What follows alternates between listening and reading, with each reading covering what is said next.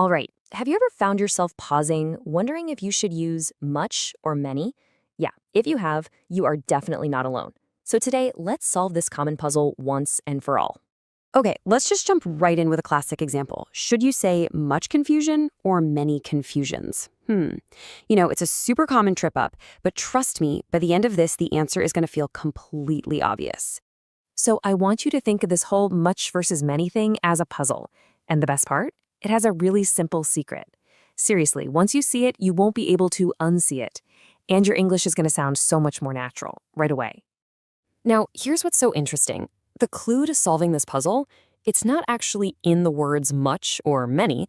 Nope. The real key, the secret to getting this right every single time, is the noun that comes right after them. That's it. That's what we need to zoom in on. Okay, so let's tackle the first piece of this puzzle. We're going to start with nouns for stuff you just can't count. Things like abstract ideas or liquids or different materials. Right, so these are what we call uncountable nouns. It's pretty straightforward. An uncountable noun is something you can't just count up one by one. And because of that, it doesn't usually have a plural form, with an S at the end. Like, think about it. You wouldn't say 2 waters or 3 homeworks, right? It just sounds wrong. And here it is, our first golden rule. And it is so simple. If the noun is uncountable, you use much. That's it. Done. Much always goes with uncountable nouns. But there's a small catch here. It's a little nuance, but it's important. We mostly use much in 2 specific kinds of sentences, when we're asking questions or when we're making negative statements. Let me show you what I mean.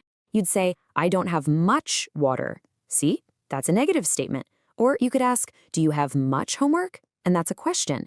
You hear how that works? It just sounds completely natural in those situations.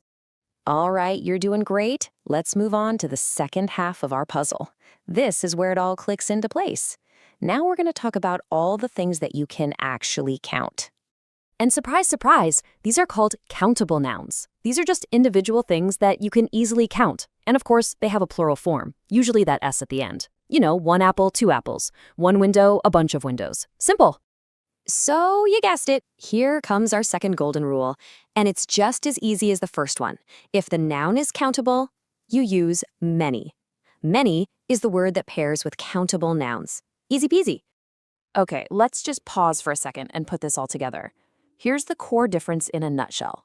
We use much for uncountable things, right? Like water. And we mostly use it for questions and negative sentences. And many? Well, that's for all the countable things, like apples. And you can use it in pretty much any kind of sentence. Okay, so now you know the basic rules. You know how to be correct. But what about sounding really, truly natural, like a native speaker? Well, for that, we need to bring out the secret weapon. Let's go back to much for a second. Remember how we said it's mainly for questions and negatives? So, what happens if you want to make a positive statement with one of those uncountable nouns? What are you supposed to say then? I mean, technically, you could say, I have much water. It's not grammatically wrong, but in a normal, everyday conversation, it just sounds a little stiff, a bit too formal. Honestly, it's just not how people really talk. And this is where our secret weapon comes in. The solution is so easy. To sound natural and relaxed, you just swap out much and say a lot of. Or if you want to be even more casual, you can say lots of. They basically mean the exact same thing. You can use them interchangeably. Now, the really fantastic thing about a lot of is just how versatile it is. It's like a universal key. It works perfectly for those uncountable nouns, right? I have a lot of water. But it also works just as well for countable nouns. I have a lot of apples. See? It's pretty much always a safe, natural-sounding choice. Wow, we have covered a lot of ground here, and fast. So let's boil everything we've talked about down to one final, super useful tip. This is the main thing I want you to take away and start using today. So here's the big pro tip.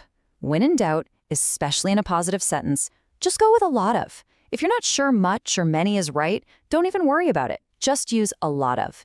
It works for both types of nouns, and it will always make you sound natural. Think of it as your safety net. And that's really all there is to it. I really hope this simple breakdown helped clear things up. So my final question for you is this. Using our brand new rule, how much more confidence do you have now? I'm going to guess the answer is a lot. Thanks for tuning in.